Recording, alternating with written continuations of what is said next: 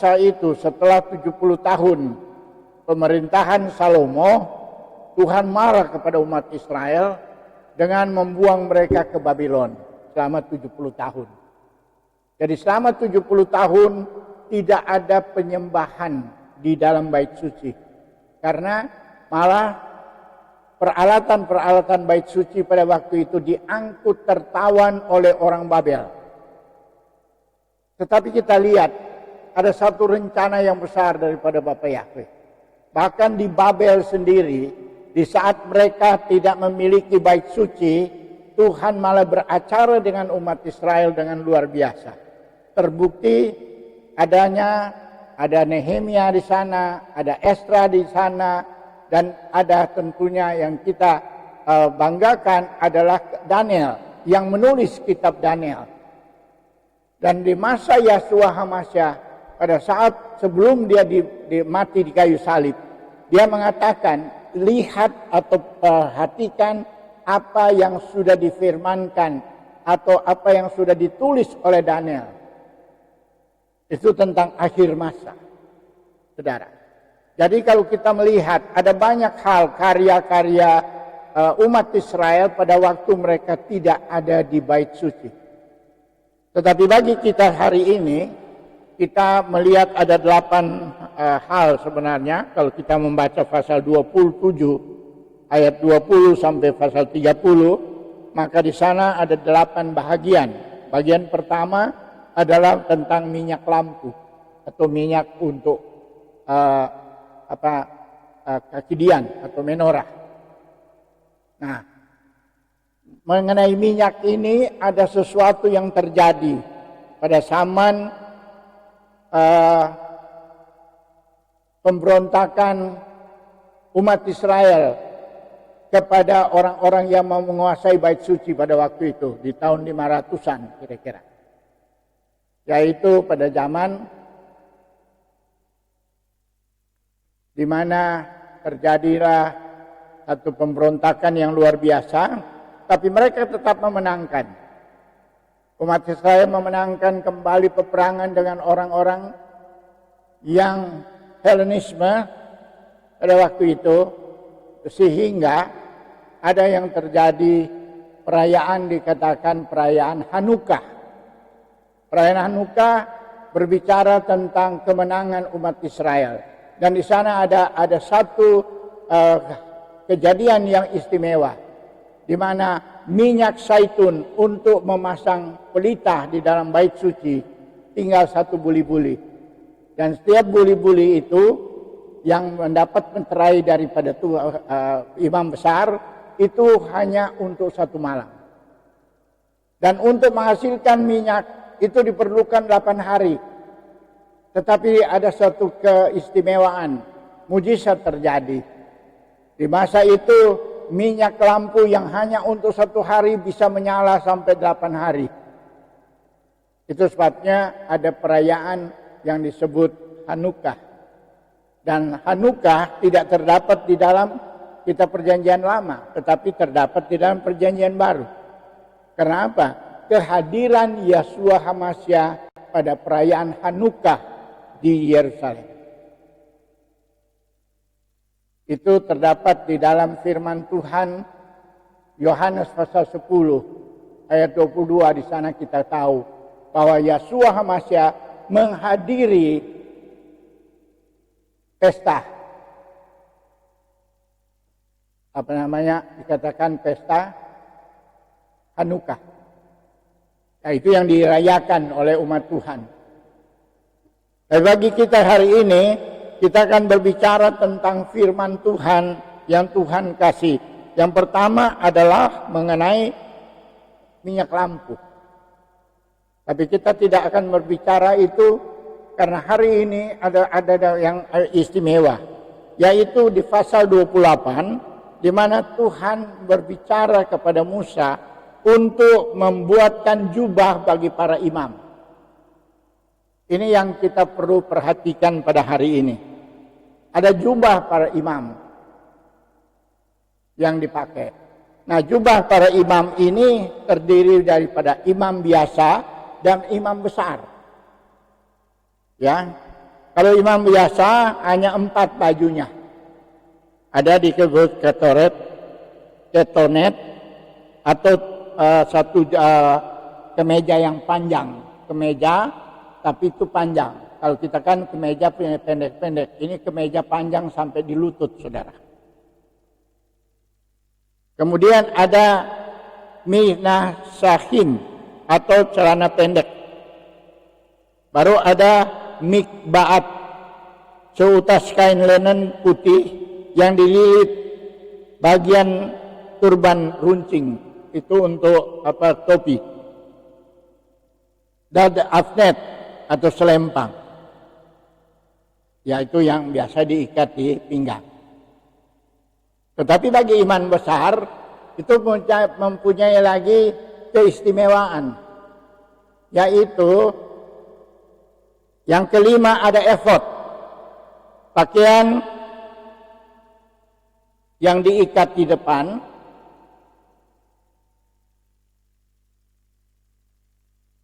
yang berwarna ungu, merah, dan merah.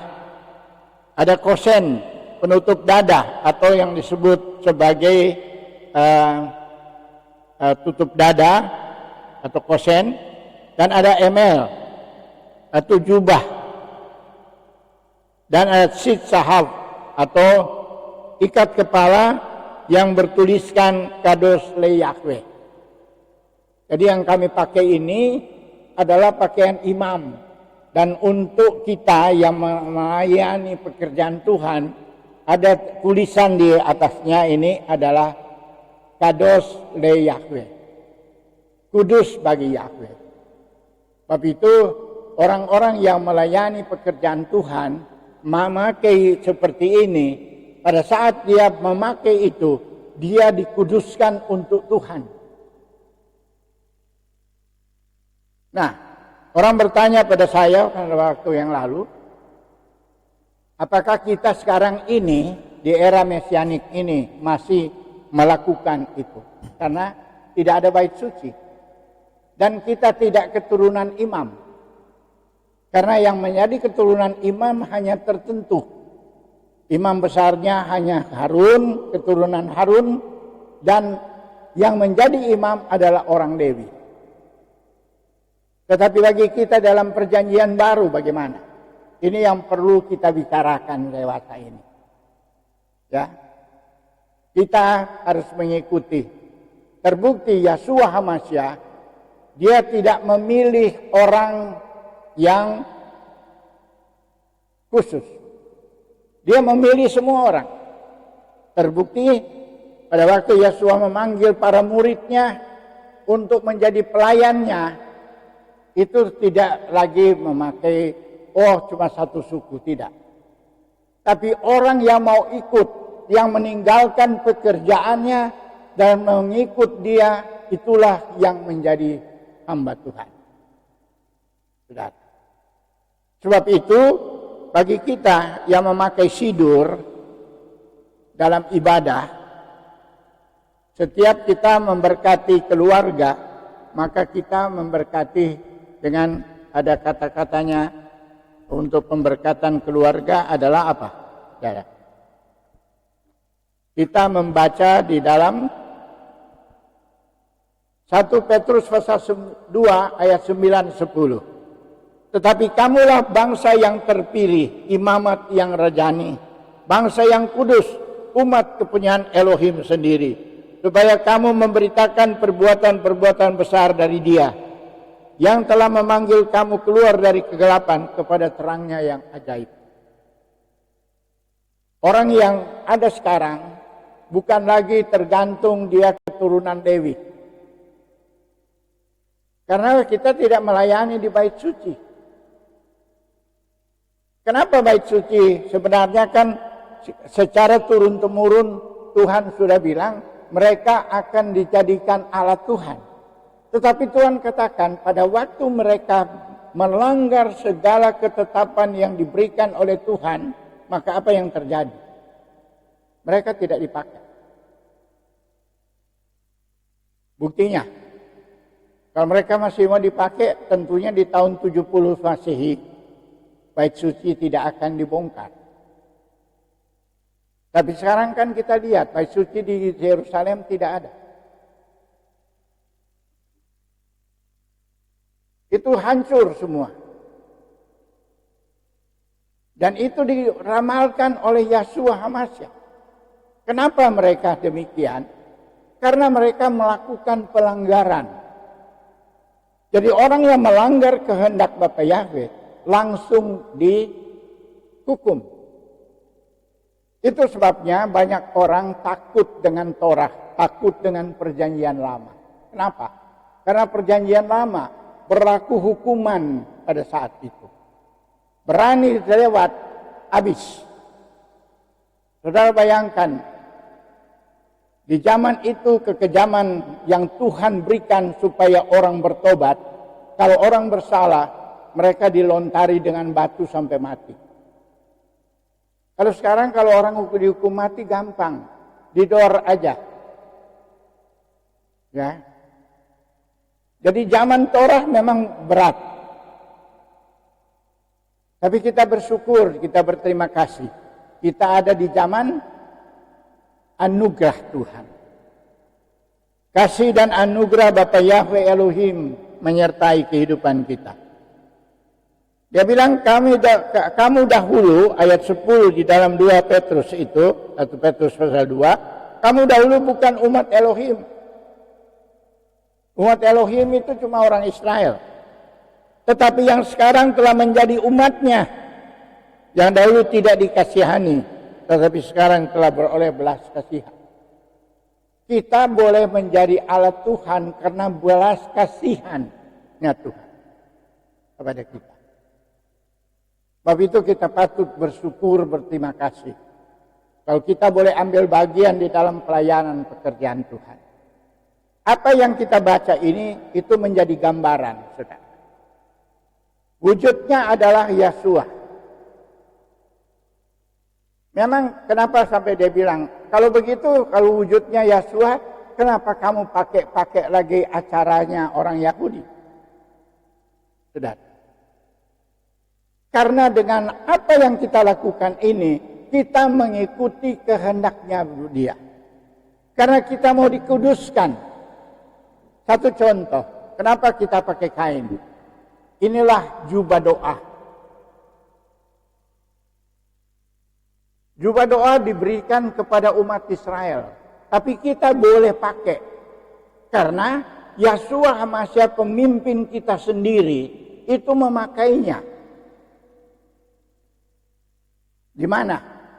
Kita lihat di dalam kitab Perjanjian Baru. Kitab Matius pasal 14 ya. 14 ayat bagian akhir. Coba lihat. Matius 14 ayat terakhir. Apa dikatakan di sana? Bukan. Matius 14 ayat terakhir. Mengenai sit-sit. Tolong baca. Matius 24, Matius 14.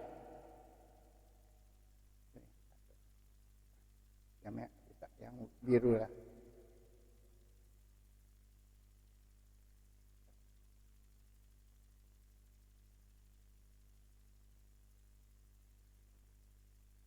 Matius pasal 14 ayat terakhir.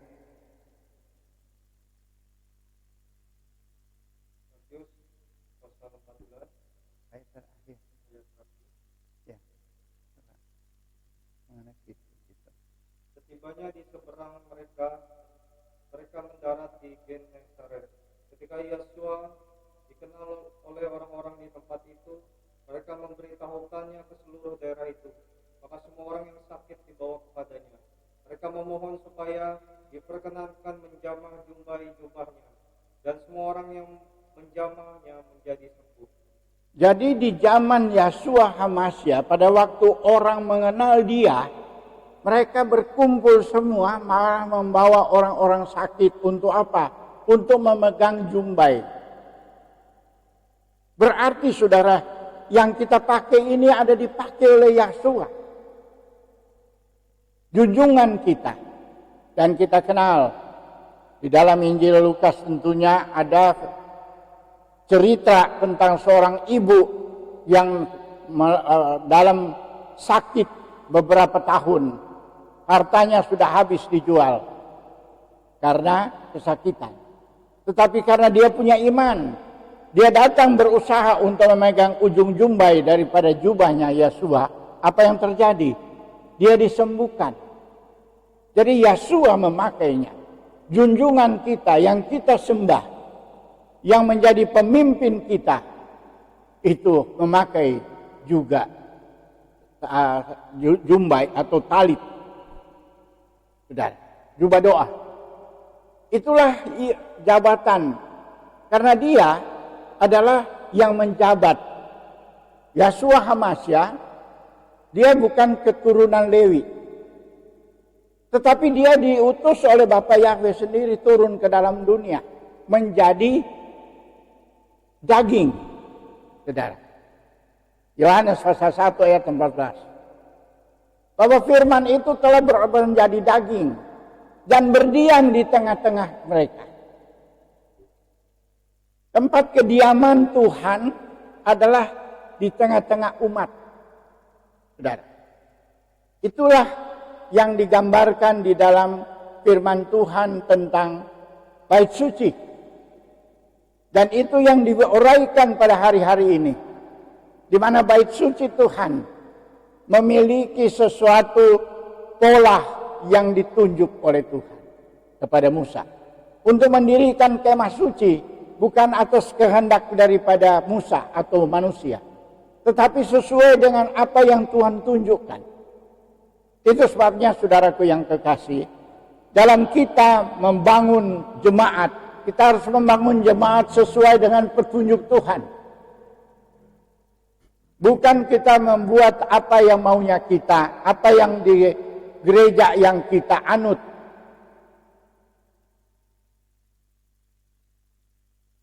Umpamanya satu contoh, sekarang ini kita lihat pembangunan luar biasa. Itu yang dibangun adalah sesuatu bangunan manusia. Tetapi Tuhan tidak datang ke situ. Dia katakan, aku tidak datang kepada bait yang dibuat oleh manusia. Tetapi dia datang kepada miliknya sendiri, yaitu manusia. Sebab itu, kalau kita baca dalam kitab Keluaran, pasal 40, di sana kita jelas mengatakan, bahwa ada dua kemah. Yang pertama adalah kemah suci. Itu adalah miskan. Dan yang kedua dibilang kemah pertemuan. Satu bangunan tetapi ada dua. Itu adalah satu contoh. Ini ada ohel atau tempat bertemu. Kita berkumpul, jemaat berkumpul di sini. Tapi pada waktu kita berkumpul, kita memuji Tuhan, kita menyembah Dia, kita menjalankan tugas pelayanan, maka Dia hadir di tengah-tengah kita. Pertama Dia hadirkan tata ibadah. Kenapa? Karena di dalam baca di dalam Roma pasal 9 ayat 4. Tolong baca. Roma 9 ayat 4 dikatakan apa? Keras-keras saja. Roma 9 ayat 4. Sebab mereka adalah orang Israel, mereka telah diangkat menjadi anak, dan mereka telah menerima kemuliaan dan perjanjian-perjanjian, dan hukum Taurat, dan ibadah, dan janji-janji. Jadi kepada umat Israel sudah dipercayakan apa? Perjanjian. Janji-janji semua datang di sana. Jadi kalau kita menolak orang Israel, bagaimana kita mendapat janji itu? Kemudian firman Tuhan dipercayakan kepada mereka. Ini firman Tuhan yang kita baca, Alkitab yang ada pada kita. Itu kitab yang ditulis dalam bahasa Ibrani, bukan di dalam bahasa Indonesia, bukan ditulis di dalam bahasa manusia, tapi di dalam bahasa Tuhan sendiri, yaitu bahasa Ibrani. Itu yang harus menjadi patokan dasar kita. Memang kenapa diterjemahkan? Untuk memudahkan kita menangkapnya. Sejak dari permulaan, sebelum Yeshua lahir, firman Tuhan yang ada sudah diterjemahkan. Kemana? Ke dalam, pertama diterjemahkan ke dalam bahasa Yunani. Kenapa? Menerjemahkan ke bahasa Yunani juga, itu adalah untuk kepentingan orang Israel, bukan kepentingan orang lain. Kenapa? Karena orang Israel sudah tersebar jauh keluar di zaman tahun 200-an itu, sebelum Masehi. Dan mereka sudah tidak mengenal bahasa Ibrani pada masa itu. Maka oleh seorang raja Mesir, Ptolemaeus kedua, keempat barangkali, di sana dia minta ke Bait Suci, tolong kirim 12 suku Israel, masing-masing suku 6 orang, datang menerjemahkan kitab suci kamu ke dalam bahasa Ibrani. Dari bahasa Ibrani ke bahasa Yunani. Untuk apa? Untuk kepentingan umatmu sendiri. Bayangkan, orang dunia, raja dunia, memperhatikan kehidupan orang Israel sendiri, yang sudah tidak berbahasa Ibrani. Itu raja dunia sudah. Nah, di sini kita melihat keistimewaannya Tuhan. Walaupun manusianya, orang pilihannya Tuhan kan, ini. Karena berbuat salah dan dosa, maka mereka itu tersebar keluar. Tetapi walaupun sudah di luar, orang dunia masih perhatikan kehidupan mereka. Raja Ptolemaeus meminta ke Bait Suci, tolong kirim 6 orang dari tiap sukumu. 12 suku Israel datang ke Kaisarea di Mesir. Saudara. Datang ke Alexandria, Alexandria. Di Alexandria mereka 72 orang. Karena 6 orang tiap suku.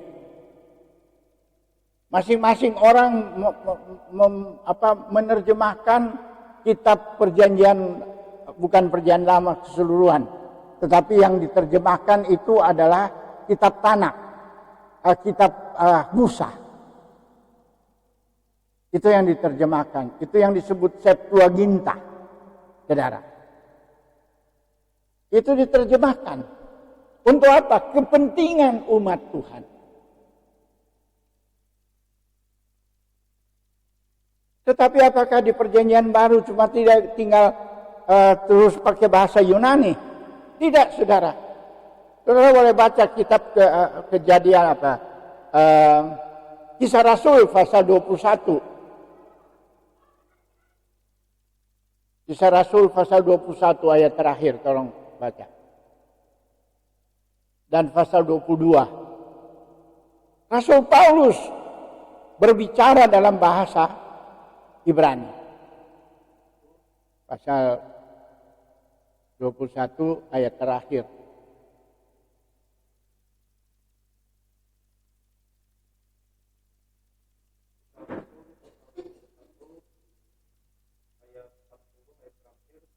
Sesudah Paulus diperbolehkan oleh kepala pasukan, pergilah ia berdiri di tangga dan memberi isyarat dengan tangannya kepada rakyat itu.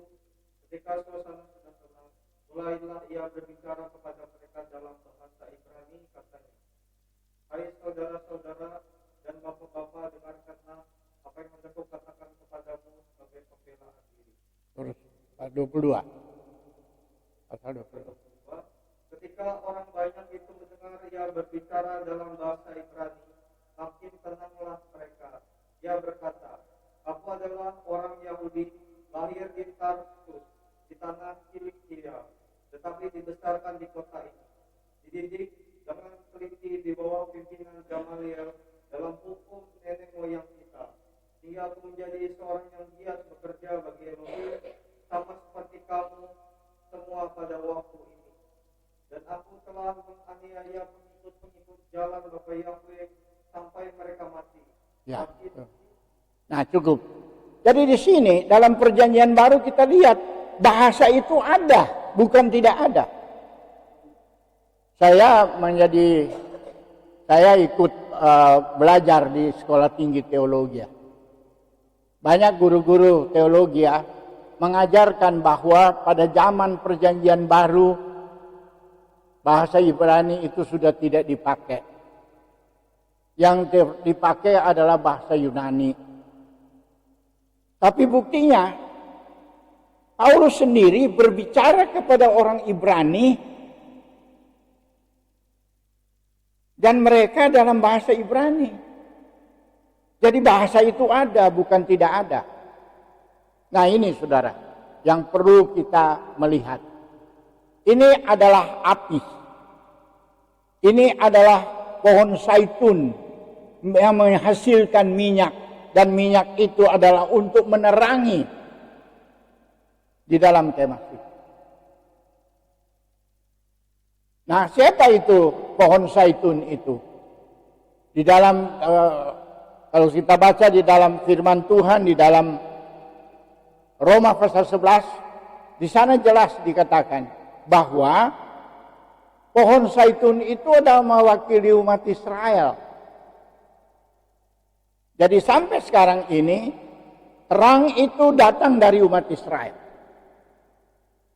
Dan ini kalau kita bicara tentang pohon zaitun, minyak zaitun itu kan berbicara kepada umat Tuhan di akhir zaman yang menjadi pengantin Yeshua HaMashiach, pengantin Kristus yang kita kenal. Kita harus menjadi dewasa. Karena yang dewasa ini dianggap menjadi pengantinnya Tuhan. Dan harus disambut, saudara. Bab itu Matius pasal 25, kita kenal dengan adanya 10 anak darah. Yang membawa pelita. Dan pelita itu tempatnya di mana? Di kaki Dian. Tapi yang terbuang ada 5. Kenapa? Karena mereka cari minyak. Mereka tidak ada supplier. Tetapi yang 5 tetap ada. Kenapa yang ada? Karena ada pohon Etz Haim di sini. Ada pohon kehidupan. Yaitu orang Israel. Yaitu pohon zaitun. Di dalam Zakaria pasal 4 saudara baca di sana. Bahwa dari 2 pohon ada pohon zaitun yang berdiri, yang menghasilkan minyak, yang disalurkan ke kaki Dian, ke kaki pelita. Itu sebabnya rahasia, 5 anak darah tetap di dalam, tidak jalan-jalan ke sana sini. Mereka itu mendapatkan minyak terus-menerus. Kita bukan jadi gereja yang jalan sana, jalan sini, tidak. Kita belajar dari akar Ibrani. Untuk apa kita mendapatkan minyak? Dan minyak ini yang menerangi. Untuk menerangi kehidupan kita sebagai orang percaya. Tapi hari ini, selain daripada minyak ini, coba kita membaca dulu. Atau kita memperhatikan mengenai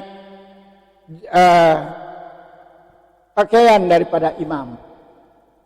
Karena pakaian para imam ini adalah ketentuan untuk dia melayani di dalam kemah. Tuhan memberikan pakaian dulu. Baru mereka ditetapkan untuk melayani pekerjaan Tuhan. Bagaimana kita melayani pekerjaan Tuhan? Mari kita lihat, saudara. Karena jemaat Tuhan terdiri dari 3. Pertama, jemaat yang baru dilahirkan atau jemaat bayi rohani. Kedua adalah jemaat kanak-kanak. Dan yang ketiga, jemaat yang dewasa.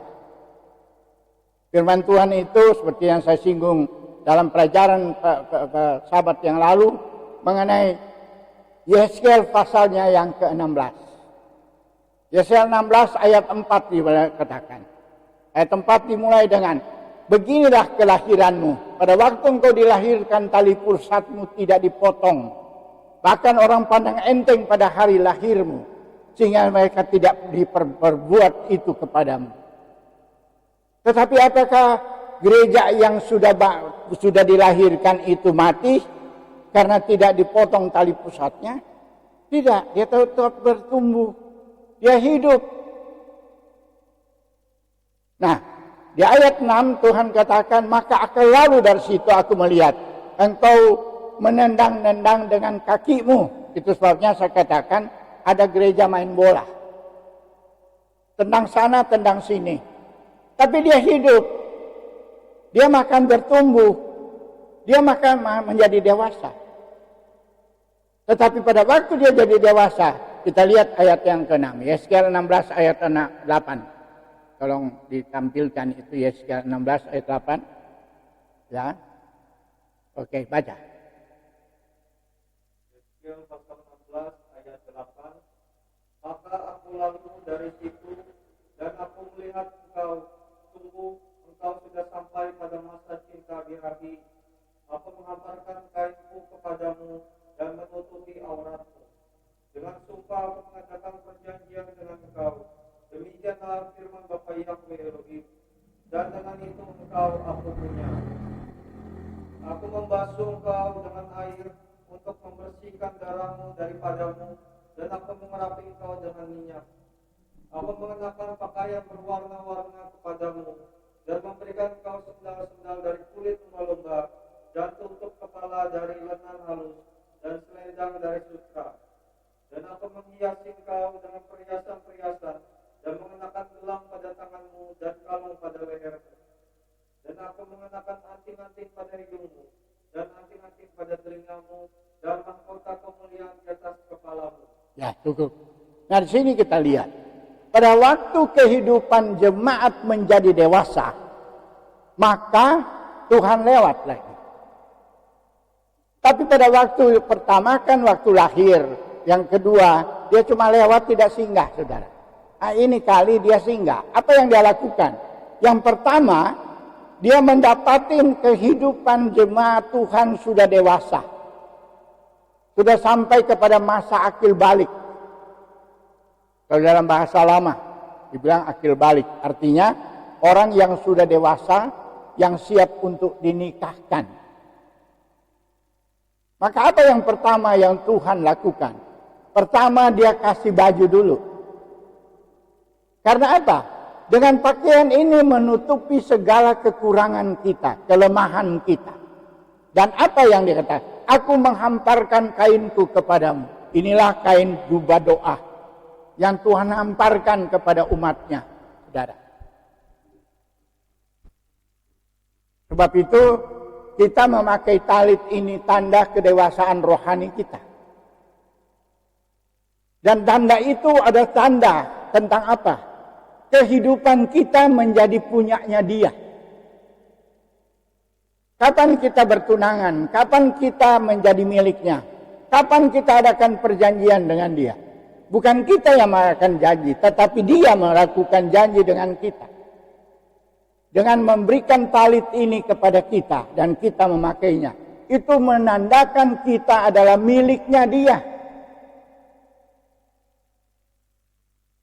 Sebab itu talit ini bukan sembarangan. Menjadi miliknya Dia. Aku bersumpah dengan setia bahwa engkau menjadi milikku. Kemudian, apa dia biarkan? Dia berikan kita pakaian sama dengan imam. Kalau imam biasa cuma 4 bajunya, kalau imam besar itu sampai 8. Ada susun. Di muka sini ada baju efod. Ada mengemban tugas. Ada 2 batu di kiri kanan. 2 batu ini bicara tentang Urim dan Tumim.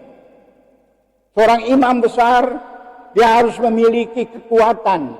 Dia harus memiliki terang dan kebenaran, saudara. Sebab itu imam besar punya 2 tanggung jawab kiri kanan. Saudara. Kita tidak lagi menggunakannya. Tetapi melalui talit ini, kehidupan kita menjadi kehidupan yang berkenan kepada Dia. Ada mahkotanya. Sebab itu, kenapa kita baca Torah, kita taruh begini. Karena ini ada mahkota. Tadi kan dikasih mahkota. Perempuan itu dikasih mahkota. Itu mahkota kemuliaan yang ada. Ada mahkota kepada kita. Tapi itu kita perlu melayani pekerjaan Bapa Yahweh. Karena apa? Dengan kita melayani, mendapatkan jiwa-jiwa di dalam kehidupan kita, apa yang terjadi, saudara? Itulah mahkota hayat kita. Itu yang akan menentukan kita memerintah di dalam kerajaan 1000 tahun. Kalau saudara ada mahkota. Kalau nggak ada mahkota, jangan harap saudara bisa memerintah di dalam kerajaan 1000 tahun. Karena kerajaan 1000 tahun, saudara berkerajaan dengan Yeshua HaMashiach yang akan memerintah. Jadi itu yang dimaksudkan oleh Tuhan untuk kita. Ada tutup dada. Dia tutup dada ini ada 12 batu di mukanya. Hatinya, di muka hatinya. Dia mengemban tugas untuk 12 suku. Kita melayani pekerjaan Tuhan. Tapi kita juga mengemban tugas untuk umat Israel sendiri. Supaya mereka diselamatkan.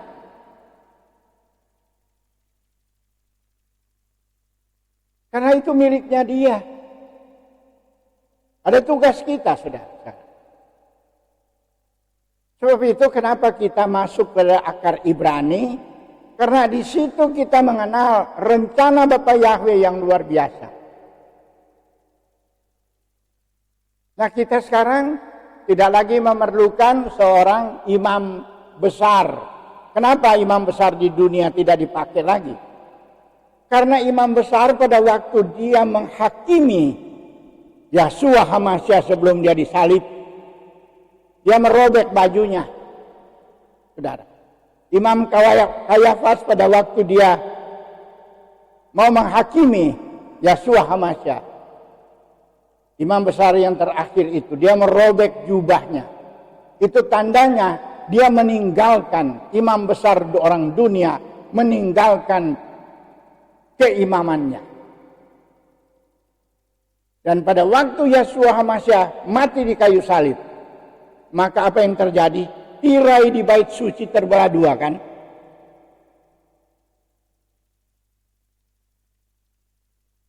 Untuk menerusi tirai ini, seorang harus mati.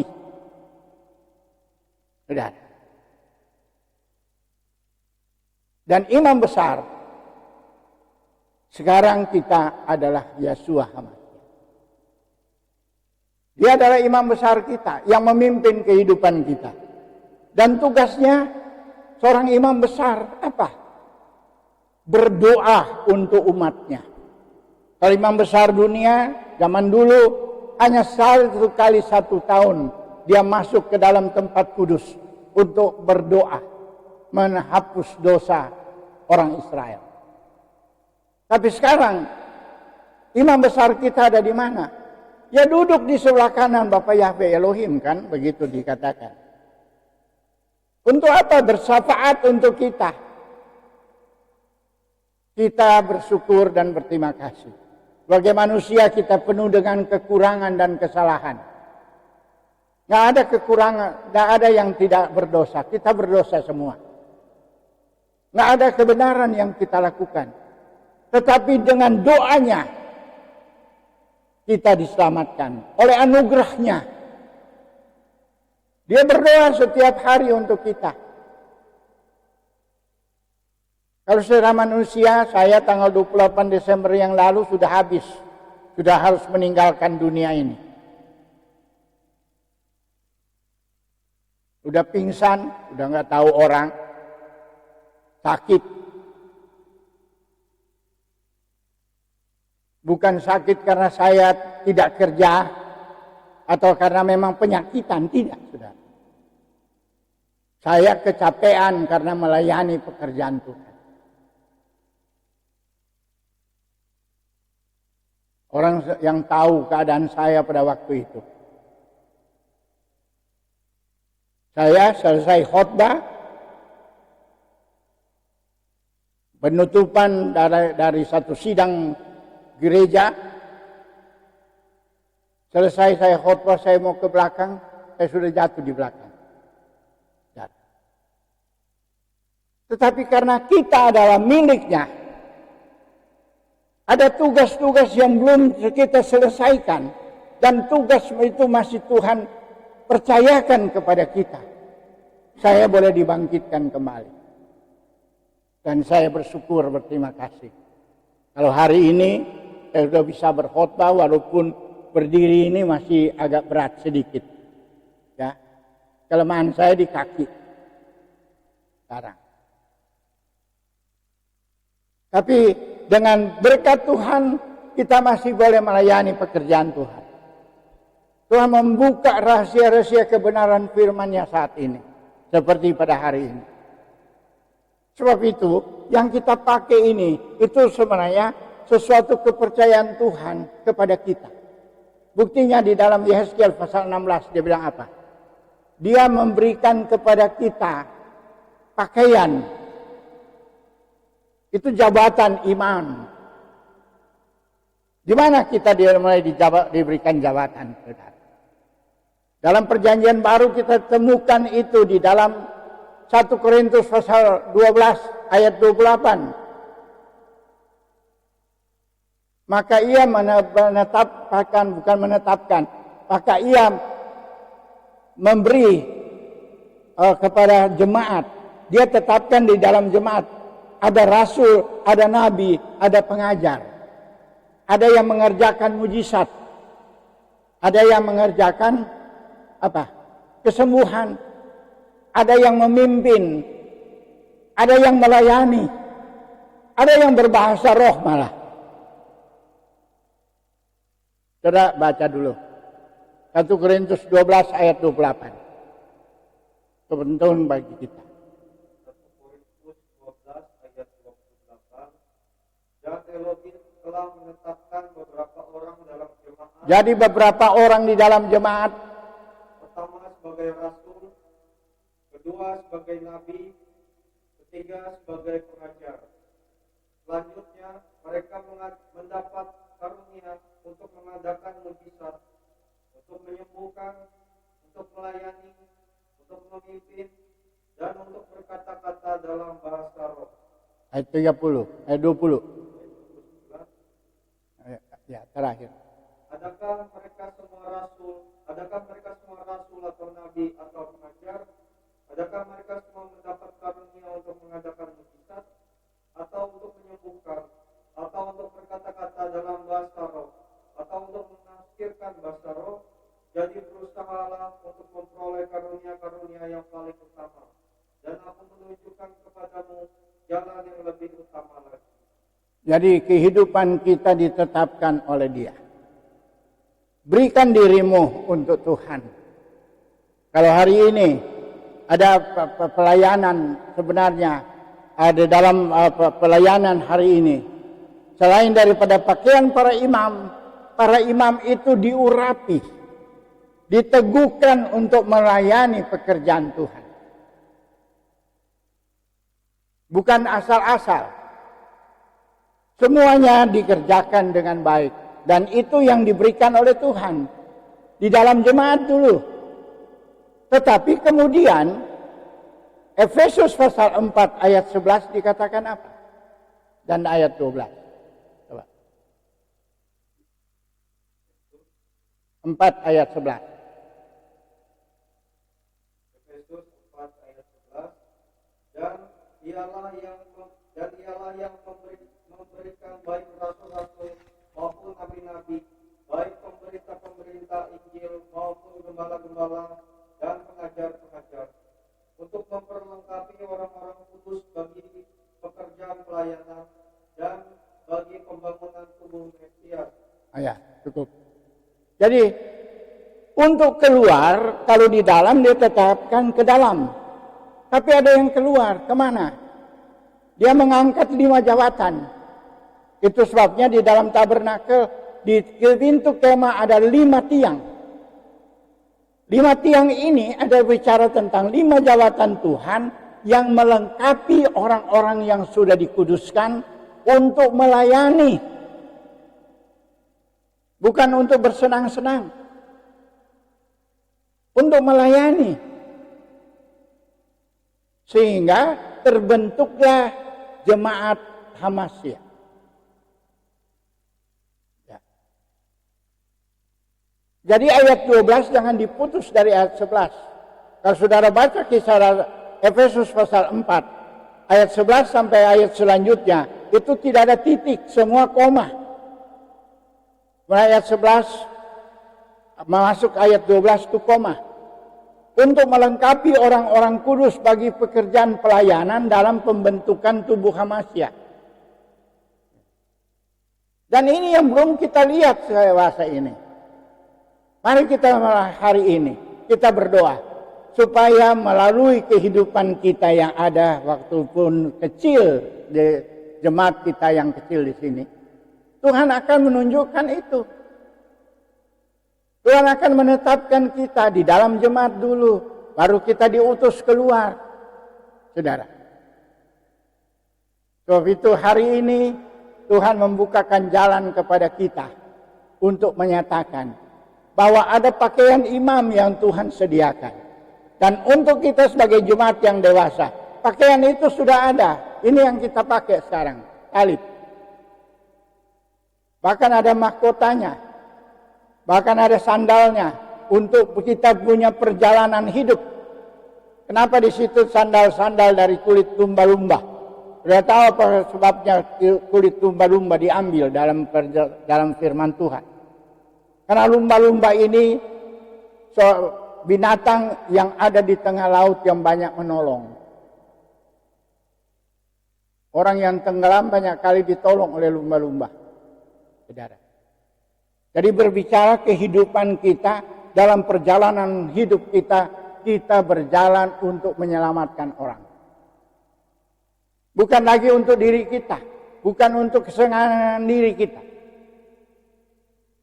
Untuk memasuki panggilan Tuhan kepada kita, saudara, yang acap kali kita tidak mengerti kenapa Tuhan adakan ini. Kalau kita lari daripada panggilan Tuhan, Tuhan kejar. Saya untuk masuk di dalam pelayanan sepenuhnya tidak gampang. Saya harus korban dulu anak. Tanggal 2 Januari saya mulai kerja. Tanggal 7 Januari anak saya yang tua meninggal. Karena saya tidak mau melayani. Nah di situ kita diproses, saudara. Ada proses Tuhan. Tapi kita bersyukur kalau kita menerima panggilan Tuhan.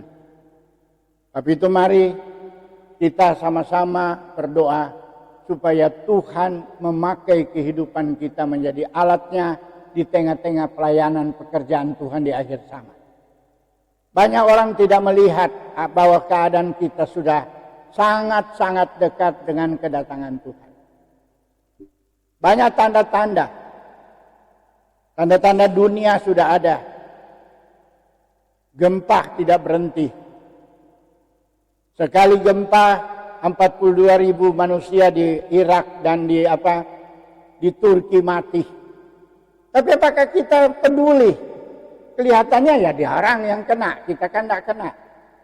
Saudara tahu, Papua terus-terus goyang loh. Sudah hampir sebulan ini ada gempa terus-menerus di sana. Dan kita aja di Manado tidak merasakan. Tidak tahu itu Karangetang mulai bicara dari dalam laut kan. Ya kalau besok itu lokon sana babunyi, baru saudara mau datang pada Tuhan. Memang apa yang dikatakan oleh firman Tuhan sedang terjadi.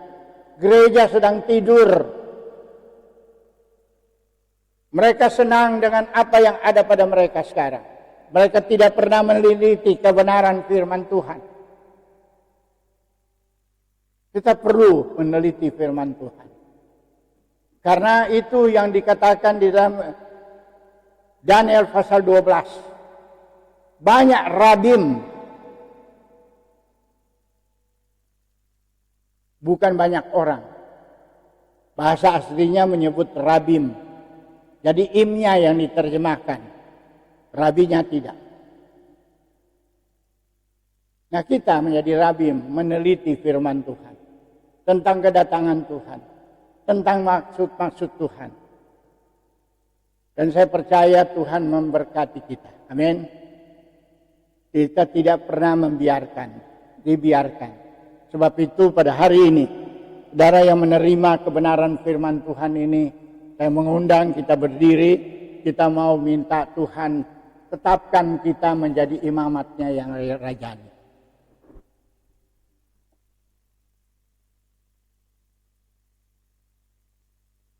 Saya berdoa supaya Tuhan menetapkan kita sebagai imamat yang rajani, karena Dia mau supaya kehidupan kita beroleh berkat anugerah daripadanya.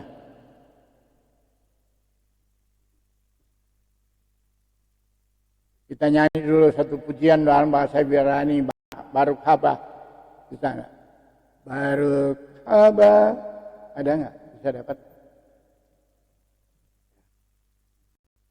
Saya minta supaya Ruah Kodes datang untuk memberikan pengurapan kepada kita, penetapan bagi kita, untuk kita masuk di dalam rencana Bapa Yahweh yang indah ini.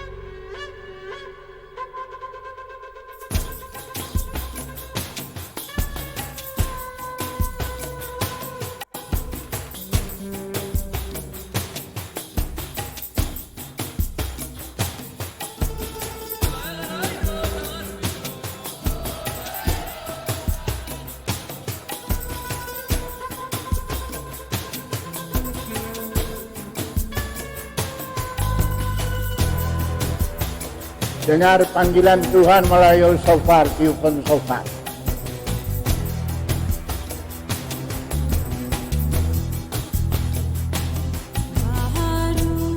Abba Isem Yahweh, Haleluya.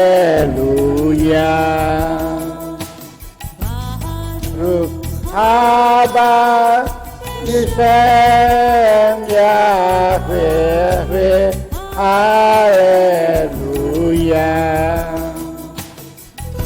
Baruch haba Isem Yahweh, Baruch haba Isem Yahweh, Haleluya.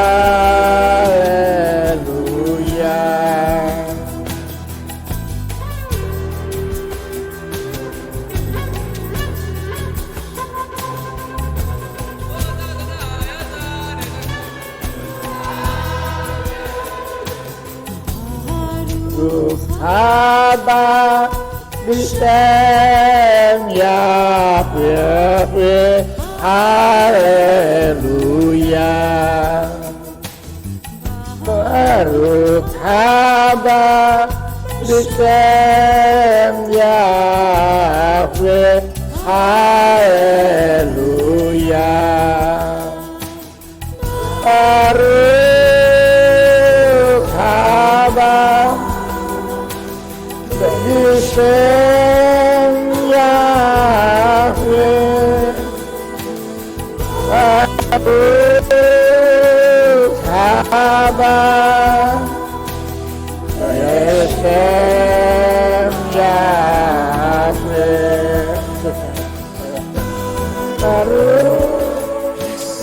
Haba. Datanglah ya Roh Kudus, karena kami merindukan urapan daripadamu. Teguhkan kehidupan kami sebagai imamat-Mu yang rajani di akhir masa ini. Walaupun kehidupan kami tadinya bukan orang-orang yang sebenarnya orang pilihan-Mu, tetapi kehidupan kami Engkau boleh bawa kepada pengenalan yang benar dalam akar Ibrani. Dan kami percaya apa yang telah difirmankan oleh ya Tuhan, bahwa kehidupan kami adalah imamat yang rajani. Walaupun kehidupan kami jauh daripadamu, tapi Engkau dapat membawa kami kepada jalan kebenaran-Mu. Sebab itu Bapa, lengkapi kehidupan kami melalui kebenaran firman-Mu. Karena itu bukakan kepada kami akal budi. Atakunein le Adam daat ule melamet le enos binah.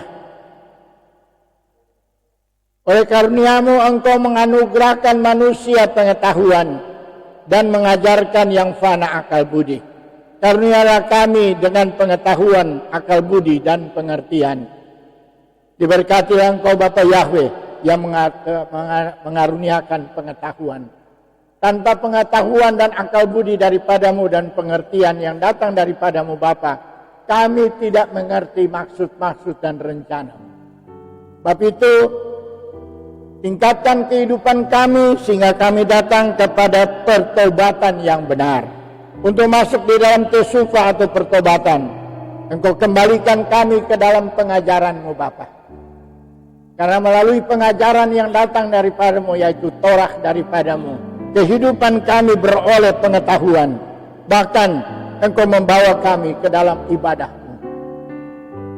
Hari-hari ini kami mengikuti ibadah-Mu. Kiranya berkat-Mu turun atas kami Bapa, supaya kehidupan kami menjadi alat-Mu yang ampuh di tengah-tengah pelayanan pekerjaan-Mu. Berikan kami kemampuan dan kekuatan. Jangan Engkau lihat segala kekurangan kami, tetapi teguhkan kehidupan kami untuk kami melaksanakan tugas-tugas dan panggilan-Mu. Sehingga dengan demikian kehidupan kami beroleh berkat dan anugerah daripadamu. Karunia-karunia roh-Mu Bapa, Engkau teguhkan. Bahkan Engkau teguhkan kami, tetapkan kami di dalam jemaat untuk melalui jawatan-jawatan daripadamu. Berikan pakaian-pakaian imamat ini kepada kami untuk kami dapat melaksanakan tugas dan panggilan-Mu. Di dalam pelayanan pekerjaan-Mu, kami percaya Engkau tidak pernah membiarkan, melainkan Engkau anugerahkan kepada kami karunia-karunia roh-Mu itu, supaya kami dimampukan, bukan karena kemampuan kami, tetapi kemampuan datangnya daripadamu menjadi bagian kami. Terima kasih Bapa. Kami percaya janji-Mu setia, terus menyertai kehidupan kami.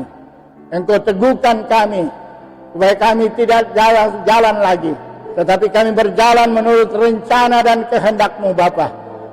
Baik kami yang ada di sini, baik mereka yang mengikuti acara siaran langsung kami, di mana mereka berada, teguhkan hati mereka, masuk di dalam perencana-Mu yang besar, untuk mempersiapkan jemaat-Mu, untuk menyambut kedatangan Yeshua HaMashiach dengan tidak bercacat celah, untuk ikut memerintah di dalam kerajaan 1000 tahun. Terima kasih Bapa, terpujilah nama-Mu. Sebab itu berikan kami kuasa untuk memerintahkan semua pintu-pintu yang tertutup berabad-abad supaya masuk ke raja kemuliaan, yaitu Yahweh Elohim yang gagah perkasa, supaya itu terwujud di dalam kehidupan kami semua. Terima kasih Bapa, terpujilah nama-Mu. Janji-Mu setia terus menyertai kehidupan kami. Bisem Yeshua HaMashiach Sarha Shalom, kami sudah berdoa dan mengucap syukur. Haleluya, haleluya, amin. Bapak Yahweh menyertai kita, dan saya percaya janjinya menyertai kita. Serahkan kehidupan kita semua ke dalam tangan Tuhan, supaya Tuhan memakai kehidupan kita menjadi alatnya yang ampuh di tengah-tengah pelayanan pekerjaannya. Bapak Yahweh menyertai kita. Kita akan duduk kembali. Kita akan masuk pada akhir daripada ibadah kita. Kita menyambut dengan hadafar hakai dulu. Baru kata Yahweh Eloheinu melek haolam, aser natan lanu hadafar hakai bamasiak Yasua. Kita nyanyi bersama Etshaim.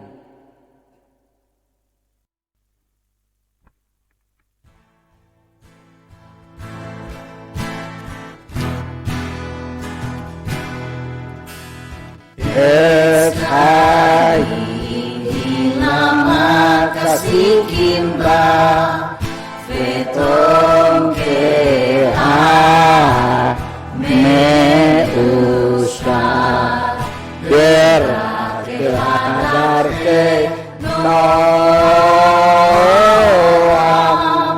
flekang di foteka shalom kasih penuh Yahweh Eka Fenasufa. Mari kita semua bangkit berdiri. Kades Yamenu, Kades Yamenu,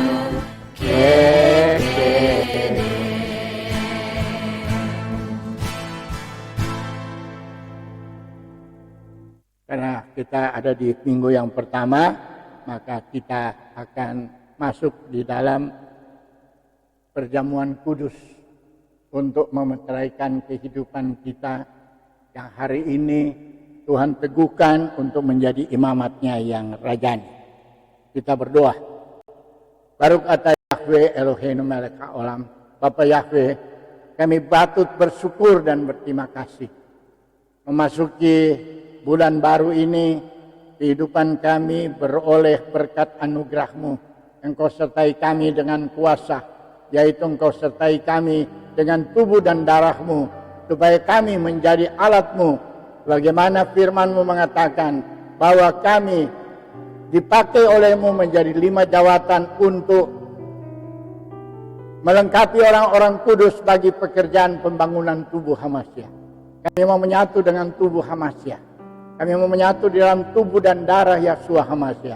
Sehingga dengan demikian kehidupan kami boleh maju melayani Engkau. Dan banyak jiwa yang dapat kami kerjakan, dapat kami bawa mereka kepada jalan kebenaran-Mu. Sebab itu siapkan hati kami untuk menerima kidus pada siang hari ini. Kita berdoa untuk pembasuhan tangan.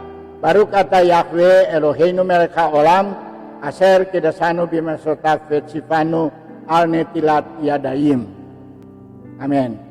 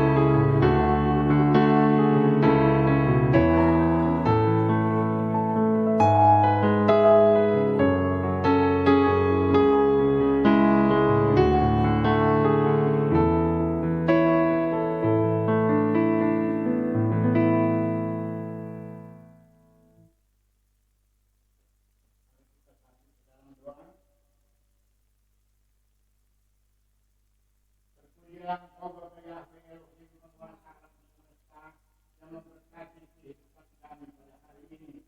Di hari ini kami menerima virus dan yang kau sucikan hati pikiran kami dan berdetak dan berkebukanlah kehidupan kami di dalam pelayanan pekerjaan melalui virus ini. Kami ditetapkan dan diteguhkan oleh-Mu untuk melayani Engkau dan pekerjaan. Pertemukan kami dengan jiwa-jiwa yang membutuhkan pertolongan.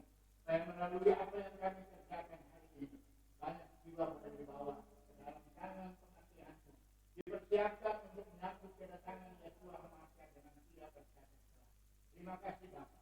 Tapi itu melalui posisi kuduskan apa yang ada di hadapan kami. Roti masa ini dengan anggur yang ada Engkau berkati dan itu menjadi tubuh dan darah Yesus Maha. Dan Yesus Maha kami sudah berdoa dan menyambut tubuh dan darah Yesus Maha.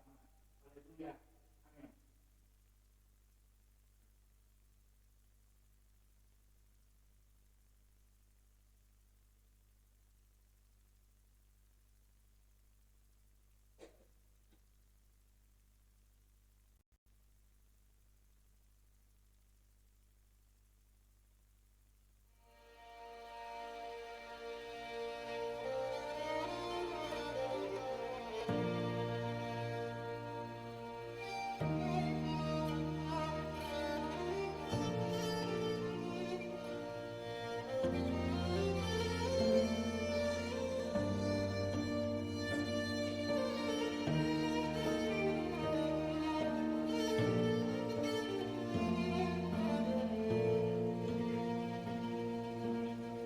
יברכך אדוני וישמרך, יאר אדוני פניו אליך ויחונך, יישא אדוני פניו אליך וישם לך שלום.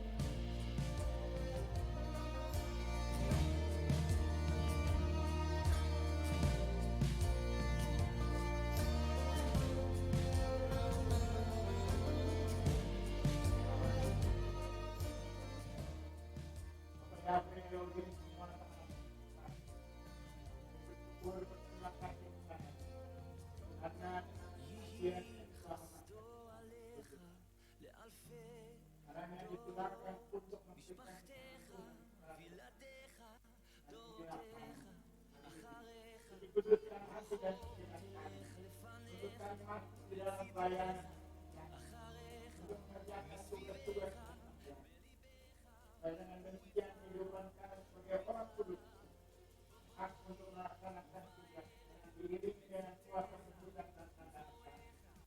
Terima kasih dan disambut akan tubuh darah yang selamat dan berselamat.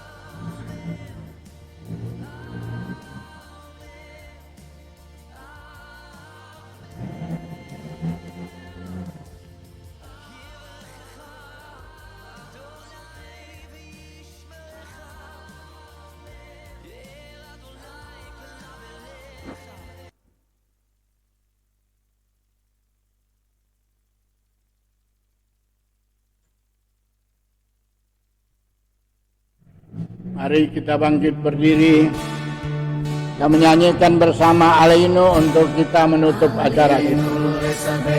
Ya Adon aku. Teo.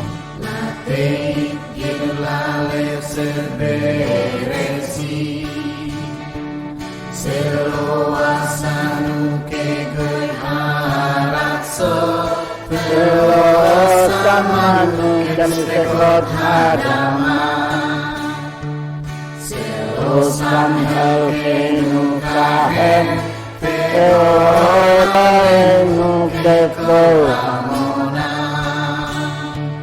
Panak nu koring umisa kakim umodi